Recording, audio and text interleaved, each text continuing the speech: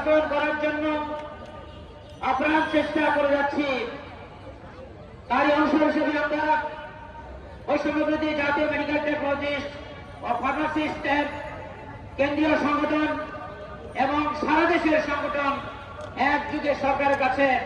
সহায়তা দাবি বাস্তবায়ন ঘোষণা করেছে বাস্তবায়নের জন্য। ইতিমধ্যে আমরা মাননীয় স্বাস্থ্য উপদেষ্টা, মাননীয় স্বাস্থ্য অধিদপ্তর মহাপরিচালক সহ সাংবাদিক বন্ধুদের মাধ্যমে আমরা জাতির কাছে, সরকারের কাছে, 18 কোটি মানুষের কাছে আমরা পৌঁছে দিয়েছি এদেশের স্বাস্থ্য ব্যবস্থা শুধু ডাক্তার আর নার্সের করে না, এদেশের স্বাস্থ্য সেবা মেডিকেল টেকনোলজিস্ট এবং ফার্মাসিস্ট তারা কল্পনা করা যায় না। আপনারা সকলে জানেন করোনার সময় বিশ্বব্যাপী যেখানে লক্ষ লক্ষ লোক মারা গিয়েছে,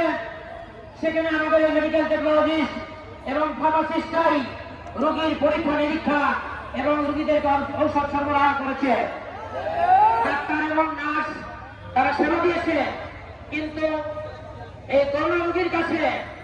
যেখানে পিতার কাছে সন্তান যায় নাই, সন্তানের করোনা হলে